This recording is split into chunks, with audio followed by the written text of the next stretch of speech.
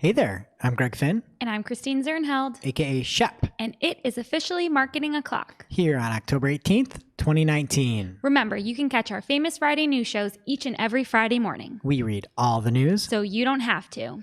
and this week's show is brought to you by new Search Engine Journal t-shirts. They're so snazzy. They are, snazzy is an understatement, and you can check out the entire fleet of shirts over at t-shirt.searchenginejournal.com.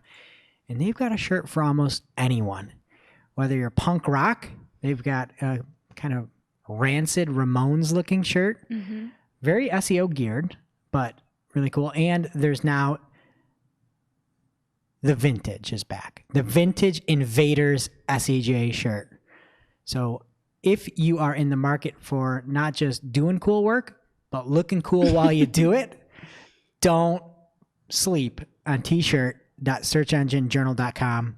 High quality, high fashion. Can I say high fashion with this? Definitely. High quality, high fashion.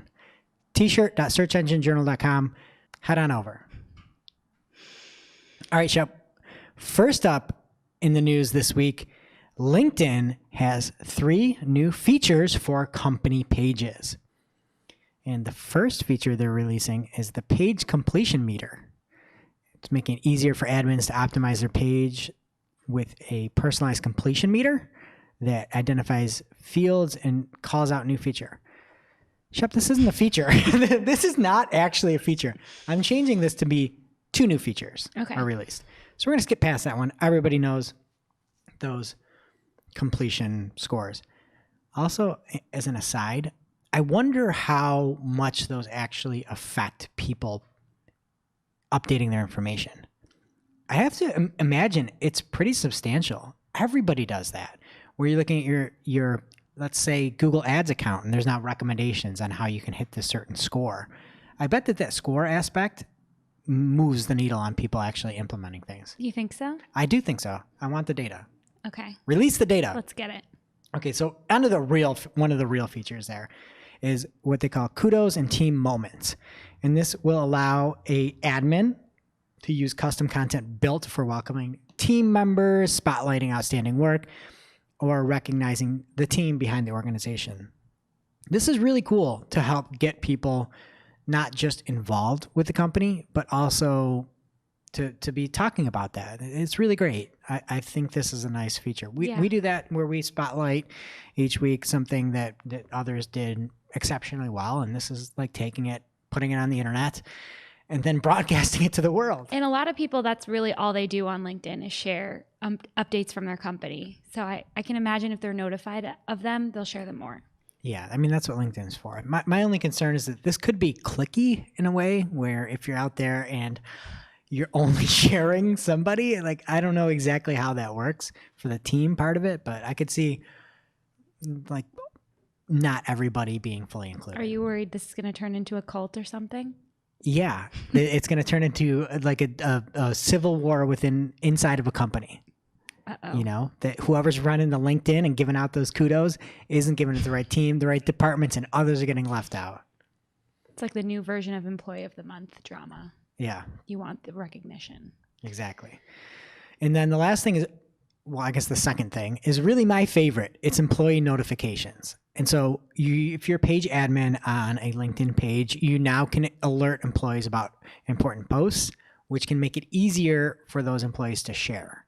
So if you put something out on LinkedIn and you're like, hey, this isn't getting enough engagement, you can then send it to your entire team, which is crazy. Like this or you're fired. Yeah. And then that will allow people to help share. And one nice thing that LinkedIn thought of is that it will only be used. So there are going to be safeguards that you can say, I'm limiting this. You are limited to 7 days. You can do it once in 7 days. So you can't just every day be like, hey team, share this, like this, LinkedIn this, give me a business meme or something like that. So, but I think it's nice. There were other tools out there that were geared towards LinkedIn that help make sharing easier. And this is just a built-in native version of it. Pretty cool. Pretty cool. I have news from Google Ads this week, who introduced 2 new audience targeting options for search campaigns. As you'll remember, they introduced in-market audience targeting for search campaigns earlier this year. And combining your keywords with audience targeting was uncharted territory before then. And Google now has 2 more types of audience, so you can target or exclude them, which I think is really important to remember. Excluding these could be just as important. So the first is seasonal event segments for in-market audiences. These aren't live yet in Google, so we don't know the full list, but the examples that they give in the article are for Black Friday and Christmas.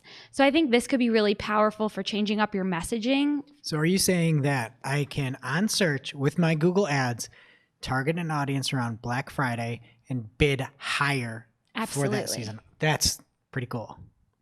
It's awesome. So you can bid higher, or you can change, add promotion extensions if you're targeting that group exclusively. There's all kinds of stuff you could do this. So it's probably not a good idea to just target all Christmas shoppers on the display network. But if you're combining it with search, with your keywords for your product, it's awesome. I've got a good idea. Along with any of these extensions that you're targeting for Black Friday, folks, we have a message of compassion. Don't punch your fellow shoppers. We just work that in as a PSA. Yeah, you got to get that under 90 characters, but yeah, you could. The second is affinity audiences, and you might be familiar with these from display. And this is made up of users that Google has deemed to have a passion or keen interest in a specific category. So the key difference between this and the in-market audiences is the in-market audiences are researching a topic right now and have an intent to buy right now, while the affinity audiences have more of a lasting interest, like they're aficionados. So you could say you're an affinity audience looking to buy a car, and then you can bid that up. Is that what it sounds like? Yes. Cool. You can bid it up, you can target it exclusively, or you could exclude an audience exclusively as well. Okay, good, because I'm only selling used cars over here, so get rid of those new car folks. Okay, so there are some really niche categories for these affinity audiences. Oh, I know. And they have fun names. Okay. So I want to play a 2 truths and a lie. I don't know how that game goes, Okay. believe it or not. So we're going to do 3 rounds, Okay. and there are 2 real affinity audiences and 1 that I made up in each round. Okay. And you have to guess which one I made up. You're good at these games, so I'm nervous. I don't know. We'll see. Okay. So the first category is lifestyle and hobbies. And the categories are shutterbugs, arts and crafters, or thrill seekers. Which one of these do you think I made up and is not available for targeting? Thrill seekers. No, that one's on there. Arts and crafters. Yeah, arts and crafters. I thought of on Unbreakable Kimmy Schmidt, she says her mom is a coaster head because she's addicted to riding roller coasters. She would be in the thrill seekers. Okay, next one is food. Health conscious eaters, 30-minute chefs, or frequently eats breakfast out. Wow. The first one I could see because I had a 2-choice one. I know it wasn't shutterbugs the first time. This one, I feel like you're trying to trick me. I'm going to go frequently eats breakfast out. That's a real one. Ah, I knew it. There's nothing for health conscious eaters. Can you believe that? No, I can't. That should be one. Hey, free advice here, Google. Take it. Okay, last one. Media and entertainment. Hardcore gamers, video streamers, or metalheads. I can't go 0 for 3 here. I'm going to go I feel like, again, I'm going to take the one that's obvious because now you didn't give me an obvious one that's wrong. So I'm going to go with metalheads. Metalheads is a real one. No. They have all the music categories. It's like blues music lovers, classical music lovers, metalheads. If you actually click on that, little known fact, you'll see a picture of Jess Yep. in there. You will. Metalhead. Yeah. In her SEJ, SEO's Not Dead t-shirt. Yeah. Punk rock, man. Yeah. So soon you'll be able to target all these categories and more in your search campaigns. All right. Next up is more news from LinkedIn. And the company is taking a big step to bring its networking features into the physical world.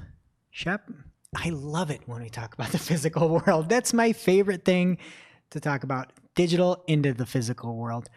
And I'm going to hold my judgment on this till the end because I want to know what you think. Okay. But LinkedIn has a new feature called Events, which is currently free. It's a tool that will let people plan, announce, invite people to actual events in the real world. And it's rolling out October 17th, which was yesterday. It's a limited trial, ran in New York and San Francisco previously this year. And that was part of the pilot program. And it's now coming into the world. The pilot was successful, landed the plane, and here we are. It also comes at a great time. In case you hadn't heard, I'm going to combine another story into this Meetup. You're familiar with the platform Meetup. It was bought by WeWork, and they had changed the way that they operated their events. And the events used to be the onus, the burden was on the event organizer. And they made a change to say the payee was somebody that would RSVP for the event, up to $2 for an RSVP was a test that they were running. And so everybody freaked out. Who would do that? Exactly. And so that's the cool thing with this LinkedIn thing is that at the moment it's free. So it comes at a great time with this Meetup news. So what do you think overall with events on LinkedIn? I think it's great. I think of it as like Facebook events, but for networkers and, work people. I love it. Mm-hmm. I really, really, really like this. And even to the point where we're talking about internal teams, that's super cool that you can send this out. Oh, yeah. You could say, hey, everybody in my Buffalo area here, we're having something, we're having an open house or something like that. I love it that it brings that. It's very smart, in my opinion, that you can take this real world thing and bring it into this business network. Mm-hmm. We just need the real IRL business memes next. That's the only thing that's missing. And I have another story from Google, who announced this week that they're introducing UTM parameter targeting for Google optimized experiments. Yay! So in setting up the targeting for your experiment, you can tell Google you only want your changes to be seen by users who came from this specific campaign that you have specified by your UTM parameters. This is huge. It is huge. For two reasons. One, before you could do campaign targeting, but only for Google Ads campaigns. Now you could do it for Microsoft, social media campaigns, anything you're adding parameters to. And two, we were having issues with this in our office recently. We were talking about an experiment that had a nav item change on the landing page, and then we were wondering as the user navigated the site if that change stayed consistent, and we couldn't really figure it out. It seemed like no, but now they're saying that if you're doing this based on UTM parameters, it will be a consistent experience as you browse the site, which is really That's great. awesome. Mm-hmm. Yeah. Great job, Google. Thanks. And I want to do an IRL tweet. And so it's kind of tough. But on Twitter, there's a lot of those clap emojis when somebody wants to make a point. Yeah. It's like clap, whatever. And then you put words in between the claps and then you put an exclamation. Okay. I'm going to do an IRL tweet here. Ready? I love this. An IRL tweet. I really appreciate this because, to your point, you do it across everything, and you can send people to a certain offer. This is amazing. That's why it's in the top news. Makes perfect sense. The future is now. Not many people are talking about this, but we are. Yeah, we are. UTM, we care. All right, and that brings us to this week's Take of the Week. This is a spicy #fire digital marketing take with extra sauce served up for you. We simply serve up the take for your consumption. We give no opinions. We don't influence. You make the call. And this week's take comes from Rand Fishkin on Twitter, Randfish on Twitter. And he was replying to Search Stars. I don't even know who Search Stars is, but I'm going to read their tweet first, and then I'm going to give you the take of the week. So the take was, no, CTR is not a ranking factor.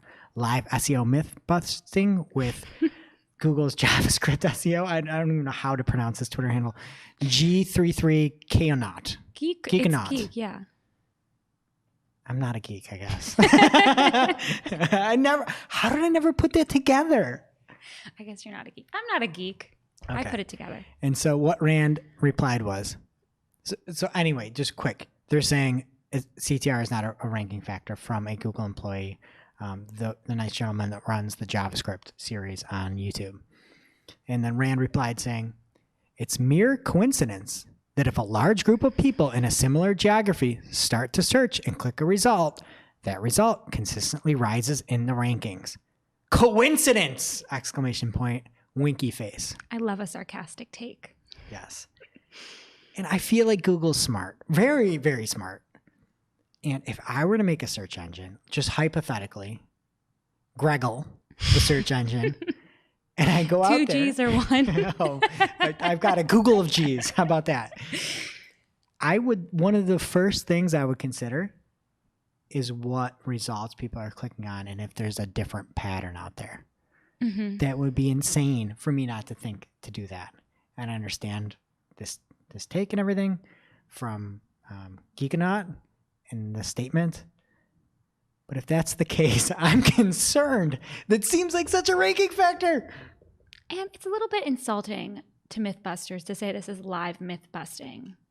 They're Yeah. doing like real experiments. Do you remember the one where they inform the world about poop particles when you flush the toilet and how you need to put your toothbrush in the medicine cabinet? It changed my life. That is myth busting. We're not just taking Google's word for it. I'm assuming the results were plausible. Yes. Oh, no. I think it might have been confirmed, Greg. Oh, no. It was disgusting. Oh, no. No more brushing my teeth. All right. No. And that does it for the take of the week. And it brings us to this week's lightning round. Pew, pew. At this point in the show, we split up our content into two parts, paid and Non-paid. I cover everything to do with advertising, aka paid, and Greg covers the organic, aka Non-paid. Here's what's happening in the paid universe this week. First up, Facebook launched their 2019 holiday guide this week, and Matt Southern from Search Engine Journal has a great article on the site sharing some key takeaways. My biggest key takeaway is that, no surprise here, they're really pushing Facebook stories as they have been. And a quote from in big letters on one of the pages, it says, "Window shopping is now shifting to stories." Oh, my goodness. Is that supposed to make me want to use a story? So I'm just throwing my money away for something I'm not going to get any return on? So, Window shopping is not a good thing for retailers. I don't know if we can do a deep dive on this. How is it window shopping? Is it window shopping in the fact that you literally are seeing the stories at the top and something might pique your interest and you go through? Or is it the fact that they're saying when it's the window shopping, like you're going through the story is the window? Is the preview the window? Is the story the window? Where's the window? I think your screen is the window. The ad is the window. But I don't understand why Facebook thinks that retailers think window shopping is a good thing for them to strive for. It's not good. Nope, it's when people aren't buying things. So are they saying don't use stories? Okay. Hey, you heard it here first, folks. So there's some more insights in here. They talk about like when people are purchasing, the stats get earlier and earlier every year when people are buying their Christmas gifts. This is the moral of the story. Yeah, you know when you're supposed to start Black Friday ads? Cyber Monday. Just get it going. 363 days a year. The year up. Oh, for the next year. Yeah, just start it on Cyber Monday. Okay, you heard it here first, folks. That's Breaking all kinds of news today. great advice. And they also have a holiday marketing calendar. So if you want more information on that, check out our show notes. And if you want all the real stats, head over to Marketing O'Clock and you can get the real scoop. Next up, location targeting is now available in Google Smart Shopping campaigns. I don't know how these were very smart before if there wasn't location targeting, but this is great news if you're running smart shopping campaigns. Yeah, I feel like we should remove that designation of smart. Smart? Yeah. I feel like we always get tricked nonstop with these naming conventions. You can have something that's really dumb and you just call it smart and people are like, oh, okay, cool. I'm surprised we as a society don't use smart in like job titles more. Yeah. Hey, we have you're the smart marketer, the senior smart marketer. Yeah, it's the same thing they're doing here. It's not smart. You can't even set up location targeting until this week. You're the CSO, the Chief Smarts Operator. That's me. Or officer, not operator. You wouldn't want to be operator. I'll take either. Well, I guess as long as smart's in there, they got the brains. Next up, Zenith, which is a media agency owned by Publicis Media, predicts that social media ad spend will be greater than print ad spend in 2019. Wait, it hasn't been? That's what I thought. I didn't know this was breaking news. This would mean that it would rank as the third largest advertising media channel after TV and paid search. That's exactly how I would think it would rank. But I guess this is new news. They say this is in large part thanks to small businesses who shift budgets to social to take advantage of targeting and other capabilities for local campaigns. Can I also just say something in general? Saying TV and making this all-encompassing thing, it seems strange. right? There's TV commercials, there's sponsorships, there's paid placements. Product placements, yeah. Yeah. Is that all TV?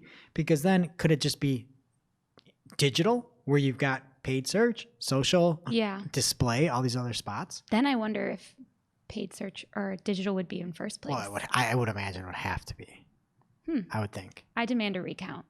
And that was a forecast from 2019, but let's look even further into the future. Before we do, speaking of recounts, one of my favorite terms in the English language is when you have a problem with the voting ballot. Have you ever heard about this? Do you know the name of it? A single voting ballot? Yeah, so you have a piece of paper and there's a problem with the way it was punched and it wasn't counted right. Do you know what that's called? No. Don't quote me on this, folks, but I think it's called a hanging chad. Why? I have no idea. I think so. I got to Google that, but I think it's called a hanging chad. You do your story and I'll report back if I'm right or wrong. Okay. So let's look even further into the future, into 2021, because a new study from eMarketer says that Amazon is expected to command 16% of the search market share by that year. They're currently still far behind Google, the leader, who will generate $40 billion in search advertising revenue in the US this year, making up 73% of search advertising. Amazon's $7 billion in search ad revenue has them controlling 13% of the market right now, but Amazon is slowly closing the gap, and by 2021, they're expected to command 16% of the revenue, and Google will shrink to 70%. Okay. So, did you find out? I did. A hanging chad became popularized in the 2000 presidential race between George W. Bush and Al Gore. It's when the fragments of the paper get stuck in the machine and it's not counted properly. It hangs there. They're called chads, the little piece of paper. Why? A hanging chad. For a second, I thought it was crazy. I feel really good. I feel like that would be a good Halloween I'm costume. going to feel good for Amazon and myself, basically, after that story. Okay, great. And switching gears to YouTube, there's a new feature for masthead and true view video discovery ads that beauty brands will love. AR Beauty Try-On allows users to try on virtual makeup. Users will be able to use their selfie camera to see how different cosmetics products look on their skin. They're specifically selling this as something for beauty brands only right now, so I guess anyone else who wants to use this product is kind of out of luck, but it could work for a lot of people. Can I make a prediction? What? Do you know how they're in dressing rooms? Two different kinds of mirrors. There's regular mirrors and then those skinny mirrors. Somebody that made the skinny mirror was on the Shark Tank pitching it. And everybody's like, I hate Oh, it this. makes you look thinner? Makes you look thinner. There's one of those at my mom's house. Okay. So my prediction, they're not only going to allow you to try makeup on, there's going to be a filter put on there that you may or may not know about that thins your face when you put their makeup That's on. called contour, Greg. It's already a thing. But but I'm talking about In the an VR. actual VR filter that you don't know about. Just like these mirrors, you go to a store, you put the pants on, you're like, oh, these pants look great.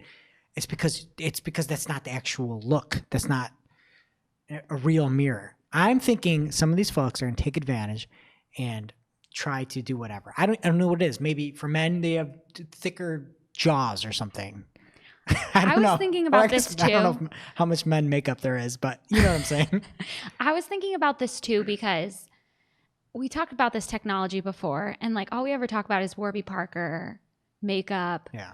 I was thinking a skincare or sunscreen company, Coppertone, could do the opposite thing, and they could like show you how wrinkly your face is going to be if you don't use your sunscreen. I like that. Yeah. That's great. Just trying to think of more applications. Here's another one.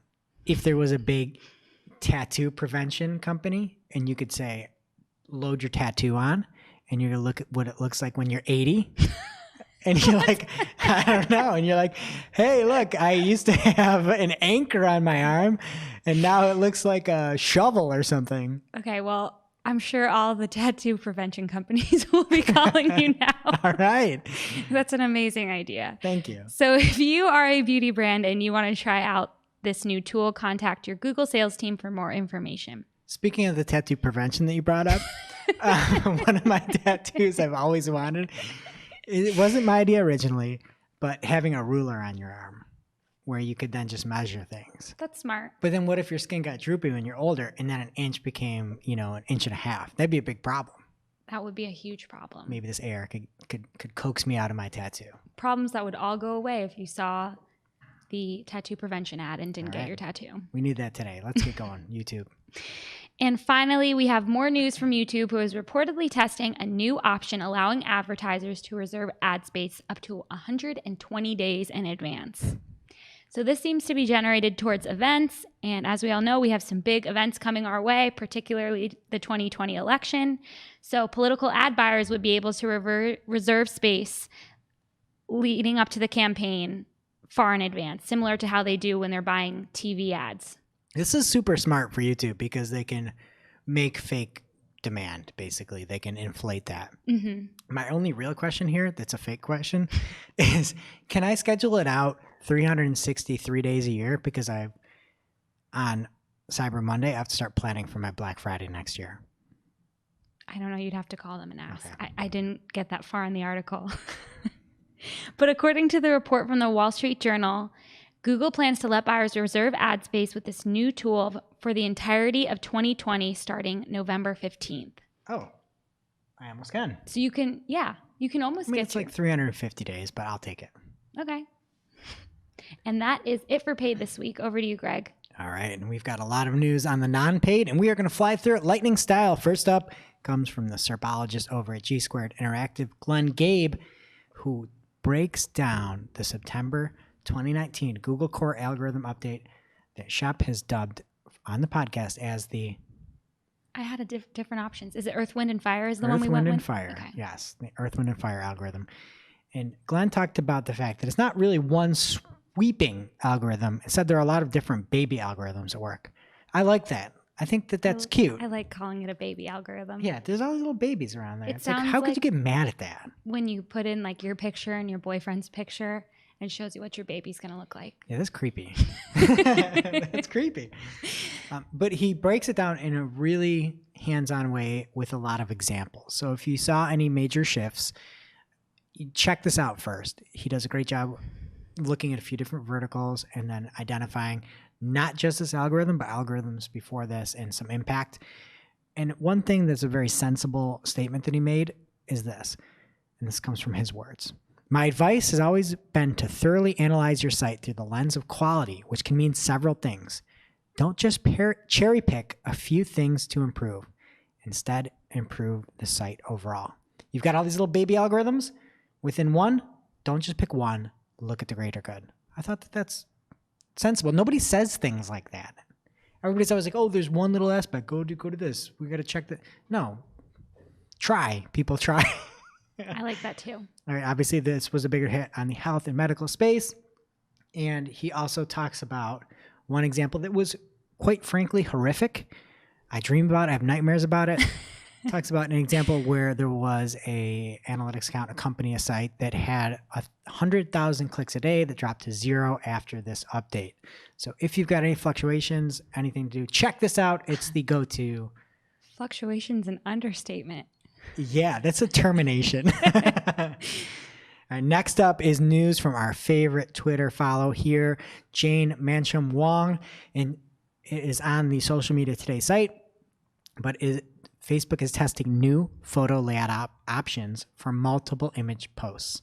So if you choose to, you can now will have the ability to display your image gallery, basically your image set in multiple different ways. Did you look at this, I Shep? did. What did you think? I think it looks pretty nice. I had an aunt who recently posted today her kids' school pictures, and like all their heads got chopped off, and I'm worried that that's this at work somehow. Okay. Well, if she was doing this, it's like a choose your own adventure where you choose the capitated. Is that what it's called? Capitated head? They just images? looked weird, and it seemed like something. Okay. Well, my big thing is there are a lot of stinker image options in here. There are a bunch where it takes these horizontal images and you could just turn them into like little teeny columns almost. Yeah, I think that's what happened. Hey, if that's what you want to do, go for it. If you want to say, I need my kids' heads on here. I want the capitated version of my children, but I'm going to remove their arms and legs, then go that route. Okay. And Google has a new option to show search by photos box in specific verticals. And Mike Blumenthal over at blumenthals.com discovered this. It's distinct from interesting finds and discover more places. It is a picture of that comes from what appears to be the Google My Business account along with a star rating. And it's right in the SERPs and you can swipe either way. It's only on mobile at the time. And it's sort of like Google Images had a baby with Google My Business and then let it cook in the SERPs. I don't know. Lots of baby talk today. Yes, lots of baby talk.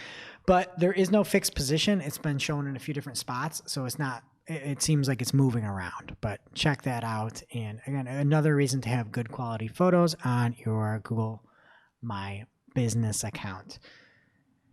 Next up is some news from across the pond, as they say. I don't know if France is across the pond. I thought that was that's England. Only England, yeah. Okay, so if you keep going across the pond and over some land, you'll get to this next news. The copyright directive was intended to generate fees from media publishers where the copyrighted content would show up in search results and on aggregation sites out there in general. But Google said, no, I'm not paying those licensing fees to take your news content and put it in Google because we don't want to pay money for that. So because of these changes in France specifically, Google will now not display text snippets or image thumbnails for those European press publications, again, in France, unless the website has implemented meta tags to permit search previews. We talked about this 3 weeks back, 2 or 3 weeks, I guess, where there's now new meta descriptions that you can implement to get back into showing those previews in Google News. So if you do not opt into this, if you do not use the meta tags, you will no longer have snippets and thumbnail images in Google France News. Au revoir. Perfect. How was my accent? Oui. Si. Who knows? All right, next up, in what must be a complete coincidence, Google is releasing the new search snippets that help you control your previews in the search engine results pages. Wow. Hey, just in time for the France changes. Cool. I wish I knew a French thing to say here. Hooge. That's red. Ver? I don't know. I can say a few things in French. Je voudrais de la bière, s'il vous plaît. Okay, it ends in please. What is it? I would like a beer, please. All right. And next up, coming on the Google side, you data nerds out there can rejoice, as now in Data Studio, you can add chart interaction filters to pivot tables. So if you just haven't been pivoting enough, just keep on swirling around 360, 920, whatever you want to do. Just keep on pivoting because you can do it right there. Never heard pivot tables explained with such fun. Well, that's what we do here at Marketing O'Clock. Something a little bit less fun comes over at SparkToro as Rand Fishkin from the Take of the Week, known worldwide from this week's Take of the Week, talked about one of the items that was on the Search Ranking Factors report that we covered a few weeks back. He talked about one item that he left off, about people's and webmasters' trustworthiness of Google specifically. So the question was, how do you feel about 20 public statements by Google? And your answers could be 5 different options, although it only goes up to 4. 0 is provably false. 1, leans false. 2, technically correct but misleading. 3, leans transparent. 4, 100% transparent. The lowest response was 100% transparent, and the most popular response in a landslide was the technically correct but misleading response. Shep, I'm going to give this in action right now, okay? Okay, so case in point is to what everybody's thinking about here, Shep. Back in September, on September 24th, Google came out with the following statement in regards to those new meta descriptions that help you control your results. This came on September 24th. Mind you, we've got that information about France and everything today. Mm-hmm. Okay, so what they said is Google automatically generates previews in a way intended to help a user understand why the results shown are relevant to their search and why the user would want to visit the linked pages. Listen close. However, we recognize that site owners may wish to independently adjust the extent of their preview content in the search results. Then it goes on to say to make it easier for individual websites to define how much it should show or not.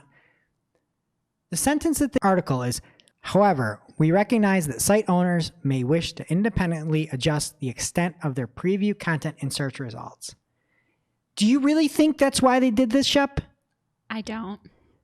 Is it that much of a coincidence that France is saying you can't use this now unless you use and implement these new initiatives, these new meta tags? I mean, I think there's an art to saying things that are technically true but misleading, and I'd like to know whose job it is. Exactly. I can't believe 100% of people didn't say this. That is the definition of technically correct but misleading. It is as misleading as can be, but technically correct. It's almost impressive. It really is, and I am really sad for everybody that didn't vote for that. It's textbook. It's textbook. Okay, on even maybe more depressing news. Twitter world leaders break the rules, but Twitter is trying to stop some of the proliferation of those messages. We talked about this a while back, that the rulers of worlds, is that a term?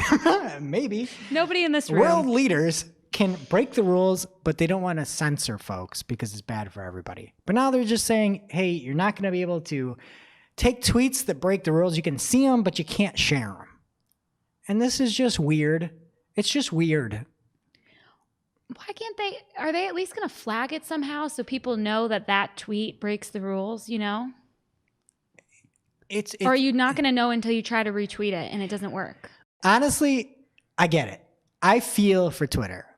I feel for them because they've come in and said, we are going to censor things, which is an impossible job. Mm-hmm. It's an impossible job. And then you're like, oh, we're going to cut off the president. No, you can't do that. Oh, we're going to say that you can't see this stuff. Oh, no, we can't do that either because it's important. You don't want to censor political news. And now you're to the point where you're like, oh, I'm going to make it so you can't share this stuff. It's just a weird spot. The minute you start censoring anything is a weird spot. It's just strange. And I feel for him. Yeah. But if you're breaking the rules, they could at least highlight it somehow. Make the first response Twitter being like, hey, this is breaking the rules so people can see it. I don't know. Hey, we have rules and you could break them if you got elected into office. That ain't right. No. All right. Something that is right is a new app that was announced with the Pixel 4 smartphone. It's an app simply called Recorder for Google. And it uses speech and artificial intelligence and machine learning, I'm sure, to highlight different aspects and transcribe what you're talking about. There's a video. Check it out. It is super creepy. It can pick everything up. You can record what's going on. It picks up the music. People start clapping. It says applause in there. And then what you can do is you can start searching through these recordings and say, I want to look at the point in the show where I talked about Twitter, and I can search for Twitter and it'll pull it up and I can go right there instead of going back and forth. What it needs though, here's a new feature, Google. It needs all the parts where we mess up in this show. Because we mess up a few times and we have to go back and edit them. Bloopers? Yeah. We need a blooper meter there. But check it out. It's actually a really impressive video. All right. And we're getting close here, folks. But Google has new guides and tools on how you can build actions with your structured data. So you can enhance the presence of your search and the Google Assistant by automatically creating actions off of your structured data. And there's new tools to show how to do this. Go check them out if you're trying to do that. And another article from Glenn Gabe. Well, I guess it's just a tweet, but he said, if you notice strange fluctuations in traffic from mobile versus desktop for top-ranking content, make sure you review your mobile results. Check out the Interesting Finds module is ranking #1 now in an example he had, which is crazy. This Interesting Finds, and what Glenn had typed in was Google mobile pop-up algorithm. and it was just number at the top, a bunch of interesting finds. One of them was from Search Engine Land, one from Search Engine Journal, one was from Moz, one was from, of course, G Squared and Glenn. He's just everywhere on the show. I don't really like the interesting finds. If I search for something, I don't want interesting finds. I want you to find my result. Yeah, I want what I'm searching for. I want relevant finds, maybe, then interesting finds. I don't want interesting finds number one.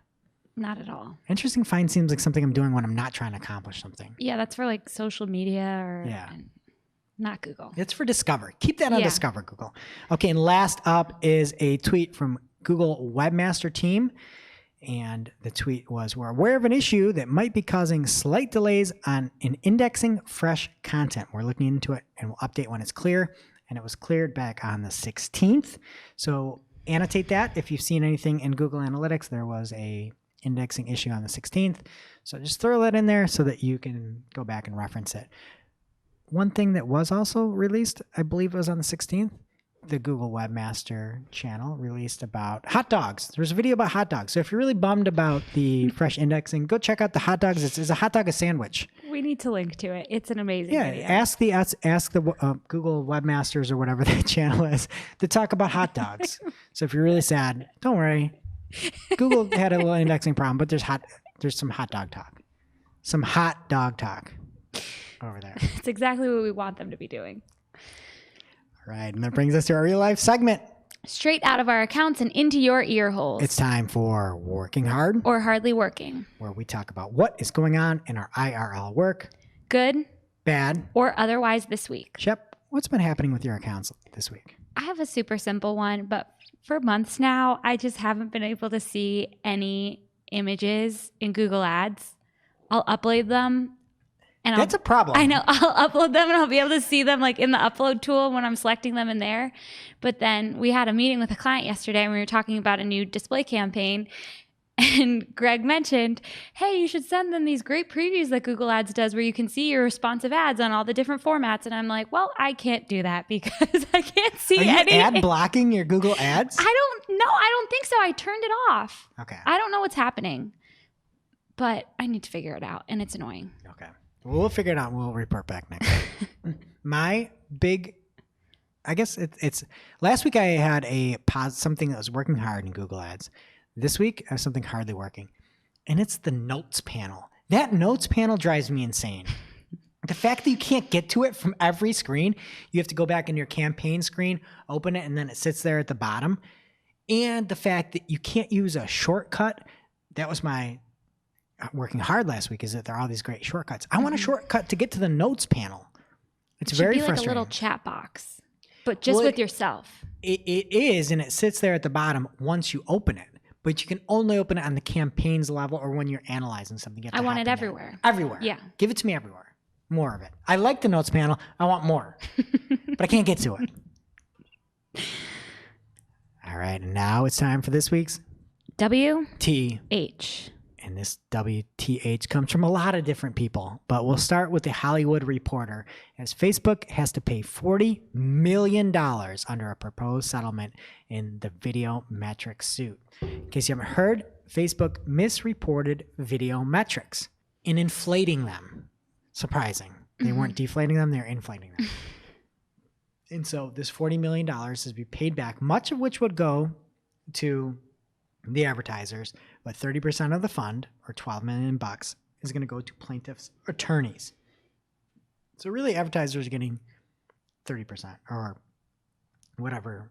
They're 28 million or whatever. So here comes the WTH. That's WTH by itself, but here it comes. So Scott Galloway on Twitter at Prof Galloway had this tweet. The viewership metrics were inflated 150 to 900%. Whole companies shifted their strategy to video. Companies going bankrupt, people losing their jobs. Facebook gets away with 0.18% of annual income. A slap on the wrist. He forgot to say pets' heads are falling off. It would have been perfect to jam right in the middle there. Okay, so he said this should be more, right? Mm-hmm. Okay, so here comes the WTH. And I'm going to read this, and Shep, I'm going to stop after a few tweets so I can get your feedback. Okay.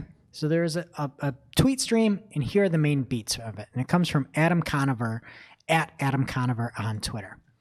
So Adam says, responds to quote retweeted it and has a thread. And he says, my former employer, College Humor, did this. In order to beat YouTube, Facebook faked incredible viewership numbers. So College Humor pivoted to Facebook. So did Funny or Die and many others. The result, a once thriving online comedy industry was decimated. A $40 million fine is laughable. Shut Facebook down. So what do you think? Thoughts? That's really sad for the comedy industry that they decided to put all their videos on Facebook. Agree. Okay, so next tweet. A little more context. When I joined College Humor, fans watched videos on our site, all caps. That meant that we sold the ads and controlled the metrics. We had a killer ad sales team and made custom videos for major brands. YouTube was mostly just to drive traffic to the site. It was a real business. Sounds like they're living the dream. Why would they change anything? I'm right with you. Okay, so here comes the next tweet in response. We posted links to Facebook, of course, but the links led to our site. I specifically remember the fateful day somebody said, you have to see the numbers native videos get on Facebook. They're insane. All caps. He should have added that guy. Too good to pass up. We started posting videos natively to Facebook instead. So what are your thoughts there? Besides, you should add that guy. Yeah, okay. Why are they doing that? Why did they do that? I agree. Anytime you hear something that's not too good to be true, guess what? It's too good to be true. They're insane. They're lies. Okay. So here is the last part of it, and then you can read the whole thread if you want to. He says, the problem, no way to monetize. In fact, instead of viewers coming to our site, all caps, and seeing ads, Facebook model is to charge you for access to your fans. Site traffic plummeted. So did ad rates and thus video budgets. Our Facebook views were awesome! Exclamation, exclamation. But we now know those were a lie. Shep, your thoughts. Didn't they already know that when they pivoted to Facebook?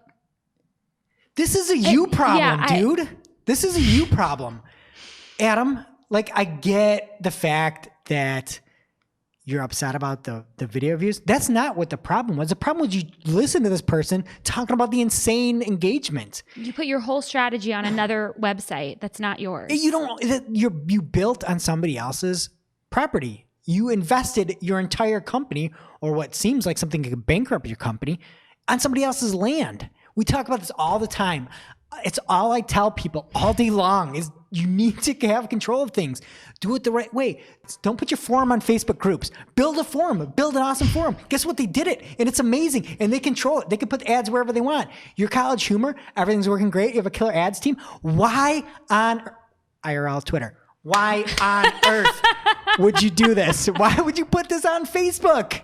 This is insanity. I don't know. And my first thought when I saw it, I was like, former employer, College Humor. I wonder if they're still around. Oh, they're not. They're not. They're not. It's so sad. And the thing that really honestly killed me about this is the fact that he says, we had a killer ad sales team and made custom videos for brands talking about how awesome stuff was. And you don't improve, enhance what is working. It's crazy. You pivot. He used the word pivot. Wow. Not good. We got a new feature for you in Google Data Studio, so look for that soon. All right. And that brings us to this week's Cool Tool. As a reminder, our Cool Tool is not an endorsement or paid mention. We're simply sharing something that we found in our travels that we think may be of use to our listeners. And this week's Cool Tool is NewsDash, and that is news spelled with a Z. And this comes from the marvelous mind of John Shehata of Condé Nast, formerly head SEO over at ABC. So if you need something about news, this is your go-to. John is your man. Guy. And this is a Google News tracking platform for publishers that gives you data so you can see how your site performs on Google News and in Google Search. And you can put in your URL or any publisher URL and see competitive data. There's also a keyword tracking tool and a news trends tool that you can use to see what's trending in different news categories today, this week, or this month. And this data can help you uncover insights and trends, track market share, and optimize news articles, all with the goal of increasing visibility on Google. You can see some of this data for free, and they also have different tiered subscription plans as well. So check it out in our show notes. It's newsdash.com, newsdash.com. All right, thank you, Shep. And that brings us to this week's must-read marketing article of the week. An article so in-depth, so detailed, that we simply cannot cover it in its entirety on today's show. And this week's article comes from the one, the only John Henshaw over at Coywolf, former guest on the show, and an interview, the best interview we've ever done. You heard it here first, folks. Hot take. Hot take. And what John does is he made an article about how to get into Google News. There are many articles on the internet about how to get into Google News, and I've looked at these in the past. They all suck. This one is amazing, but there's a problem. This is paid content. You have to be part of the Coywolf community to see it. You only get a portion of it. But if you're trying to get into Google News, it is worth the subscription. John writes code in this thing. He's got everything that you could ever imagine to get into Google News. He talks about what Google News cares about, how to get into Google News, talking about the UX, having headlines, talks about all these different subheads as well, how to optimize the byline, author and publisher information, again, with code specifically for WordPress in this article. And also the schema information you need to add, style and frequency. It is, I've seen many, many, many articles about how to get into Google News. It's the best one and worth the price of admission. Thank you, John. All right, that does it for today's show. Thank you to SEJ Shirts. If you want to look part punk, part programmer, or maybe half geek and half sleek, SEJ Shirts has got something for you SEOs out there.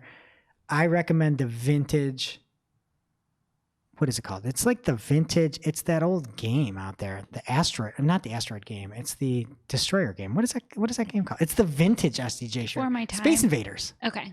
The Space Invader shirt, all the different Space Invaders are Google algorithm updates. I don't know how they're going to do the Earth, Wind, and Fire update on this one, but it is a rockin' shirt. It's really cool. So head on over to t-shirt.searchenginejournal.com and check that out. And if you're looking for more great podcasts, don't miss the Search Engine Journal show. This week, Amy Bishop is dropping the freshest of fresh knowledge with the man, the myth, the legend, Brent Sartoris. And they talk about third-party audiences. Hey, you just talked about that. Mm-hmm. She breaks it down in Google Ads. And it just came out this week. How do they even do that this fast? It's magical. It is now officially not Marketing O'Clock. Remember, you can catch everything from this show on marketingoclock.com. While you're there, please be sure to subscribe so you don't miss a single episode. And we will see you next week.